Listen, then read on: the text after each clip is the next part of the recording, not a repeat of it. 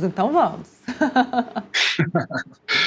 Moreira, o pessoal fala que o sonho do Kassab é ser governador do estado de São Paulo, né? Sim. Então, o movimento do Kassab possível e meio que lógico seria ele ser vice do Tarcísio em 2026, nessas eleições. Tarcísio sairia candidato à presidência da República em 2030 e o Kassab seria candidato ao governo do estado de Minas Gerais em 2030, de São Paulo em 2030, né? Essa seria a lógica e seria o caminho natural que o Kassab estaria planejando, estaria negociando com o Tarcísio. Isso se reforça ainda mais quando o Tarcísio falou para o PL do Valdemar da Costa Neto que não vai ter vice do PL. Ou seja, provavelmente o Tarcísio vai manter a o vice-governador do PST, partindo do Kassab, né? Mas aí agora com o Kassab nessa condição, né, de vice-governador. E aí você vê, né, que os três candidatos à presidência da República pelo PSD, né, possíveis candidatos, né, pré-candidatos, diria assim, são candidatos fortes, né? E mostra claramente que a vinda dos três governadores para o PSD faz parte do plano do Kassab de se fortalecer, tanto nas eleições de 2026, desse ano, quanto nas de 2030, né? Sem sombra de dúvida, se o Kassab colocar um candidato agora para disputar as eleições de 2026, esse candidato vai ser um candidato forte, né? Vai ser um candidato que tem toda a condição de romper com a polarização, apesar de eu não acreditar nisso, haja vista que o Flávio Bolsonaro e o Lula estão bem consolidados, com mais de 30% dos votos, né, nas últimas pesquisas, né, mas, sem sombra de dúvida, pode fazer um certo barulho e vai conseguir que o Kassab negocie cargos no governo federal, seja quem ganhar as eleições, e consiga negociar cargo com os governos do estado de Minas Gerais, São Paulo e outros governos do Brasil afora, que irá fortalecer o Kassab e o PSD nas eleições de 2030. Então, essa estratégia do Kassab, no modo de ver, Neila, tem a ver com o fortalecimento do PSD nas eleições, de modo a colocar o Kassab na mesa para negociar em uma condição muito forte. Bom, vamos lá. Tem matéria aqui do Portal Metrópolis. Entidades pedem a Lula veto a novo penduricalho no Congresso. Que bom, que bom. Vamos lá. 10 organizações da sociedade civil pediram ao presidente Lula que vete a criação de um novo penduricalho para servidores do Congresso Nacional. Segundo essas entidades, a gratificação distorce a lógica da remuneração do serviço público e impõe risco, claro, ao controle fiscal, é o que a gente vem falando aqui desde ontem no Contexto Metrópolis. O Congresso enviou nessa semana para a sanção do Lula, do presidente Lula, 2 projetos que reestruturam as carreiras e concedem esse aumento salarial absurdo de 150%, mais de 150% de reajuste. O texto também institui a chamada licença compensatória, benefício que concede folgas adicionais a servidores de alto escalão. Foi o que eu disse aqui para vocês, a escala 3 por 1. Você trabalha 3 dias e folga 1. E se você não quiser folgar, você pode trabalhar que você vai receber por aquele dia. Então, salários que podem ultrapassar, junto com os penduricalhos, o teto, que é de pouco mais de R$46 mil. Então, o presidente da Câmara dos Deputados, perguntado se os deputados vão receber, se os servidores vão receber mais que os deputados, ele disse que sim. Eu acho que ele pensou bem. No dia seguinte, no caso de hoje, ele já anunciou que, se essa proposta for aprovada pelo presidente Lula, sancionada pelo presidente da República, ele vai aumentar o quê? Vai aumentar a verba de gabinete, ou seja, aumentando ainda mais os gastos na Câmara dos Deputados. Bom, voltando aqui para a matéria, esse grupo aqui que se manifestou também argumenta que a medida pode estimular a multiplicação desse tipo de benefício em todo o país. O documento destaca que apenas em 2024 o Judiciário gastou ao menos R$1,2 bilhão com pagamento de licença compensatória. O ofício é assinado pelo Transparência Brasil, Transparência Internacional, República.org, Associação Fiquem Sabendo, Centro de Liderança Pública Livres, Movimento Brasil Competitivo, Movimento Orçamento Bem Gasto, Movimento Pessoas à Frente e Plataforma Justa.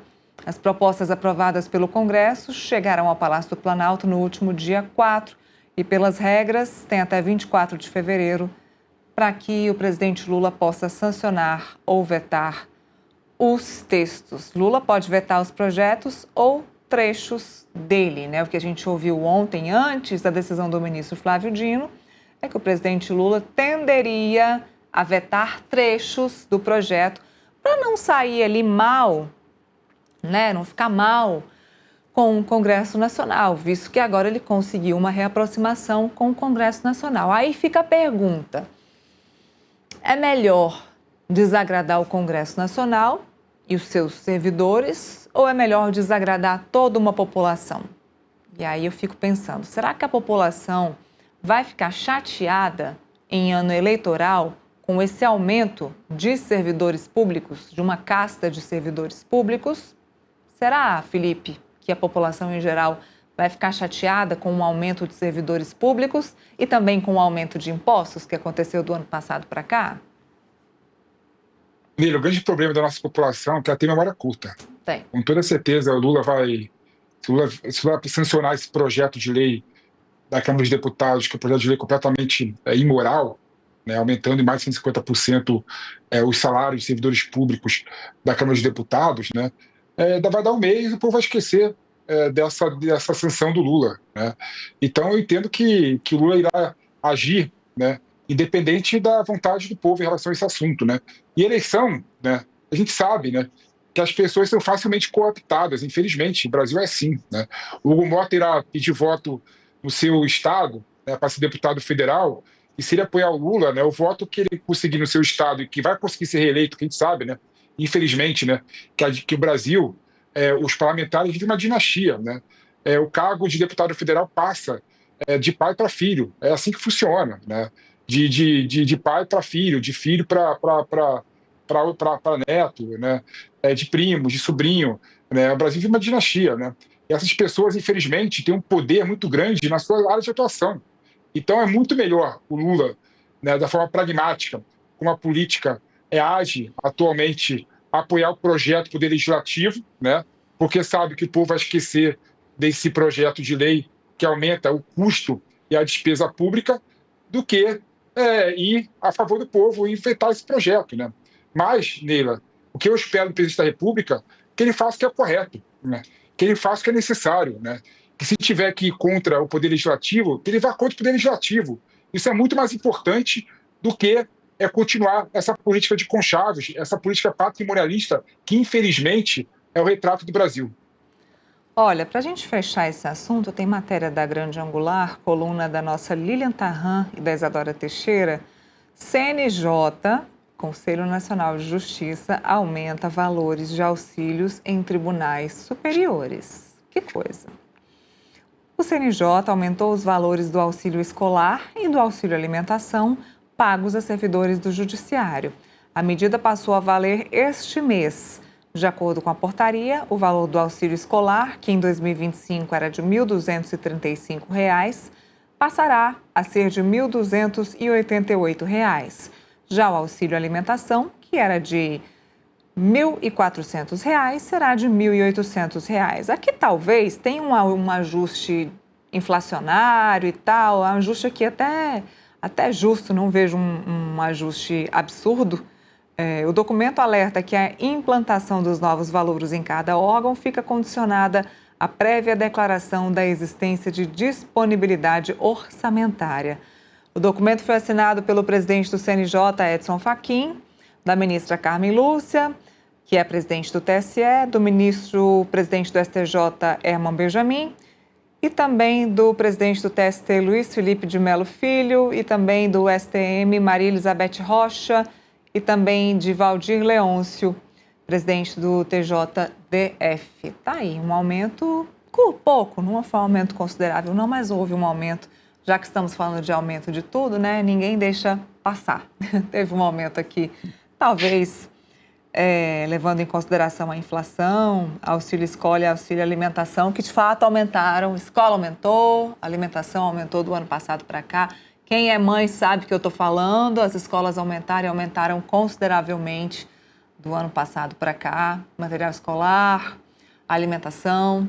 Não estou justificando isso aqui não, tá, gente? Eu só estou dizendo que aumentou, mas que aumentou.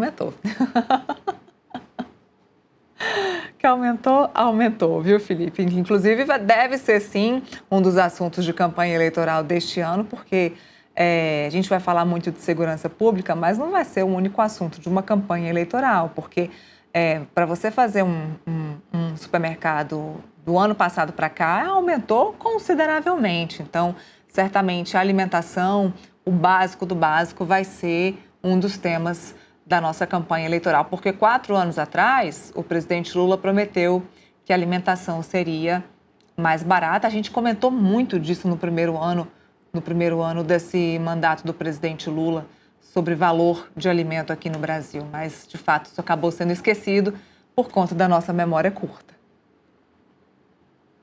Leila, tem um ponto que eu acho interessante colocar aqui, né, é que a gente sabe, né, que vários servidores públicos, né, ministro do Supremo Tribunal Federal, né, do STJ, por exemplo, almoçam no própria repartição, né, eles têm lá o restaurante deles que conseguem almoçar, jantar, lanchinho da tarde, lanchinho da manhã. Aí vem a pergunta, faz sentido auxílio alimentação, vale-refeição para essas pessoas, por exemplo, né? Já que recebe 2 vezes, né? Tem uma estrutura que dá refeição para elas e, ao mesmo tempo, tem também o benefício do auxílio alimentação, né?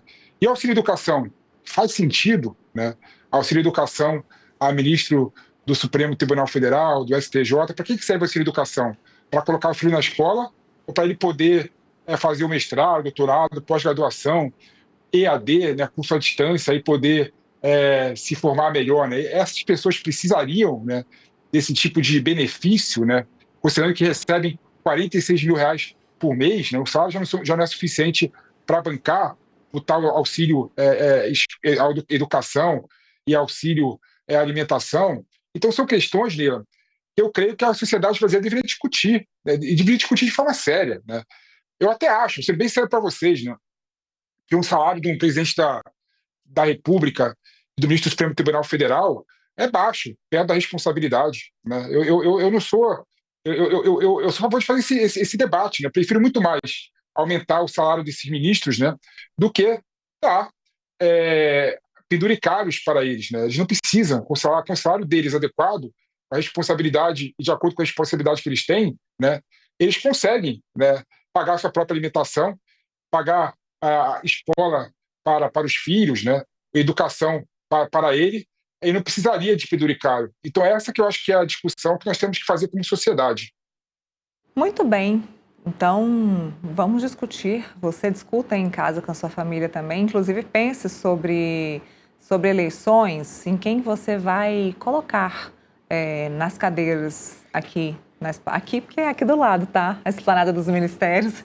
Quem você vai colocar nas cadeiras aqui na Esplanada dos Ministérios, seu deputado, seu senador. Pensa direitinho quem você vai escolher. Eu já me despeço do Felipe. Obrigada aí pela nossa conversa de hoje, nossas análises, nosso bate-papo. E agora é só segunda-feira. Ótimo final de semana para você. Já acabou, Neila? Poxa, achei que ia até 3 da tarde, né? Não, hoje Passa não. rápido o tempo, né? É o famoso sextou. Sextou, então. Até segunda, Neila. Obrigado aí pelo programa e pela parceria de sempre. Até segunda. Obrigada, até segunda. Eu sigo ali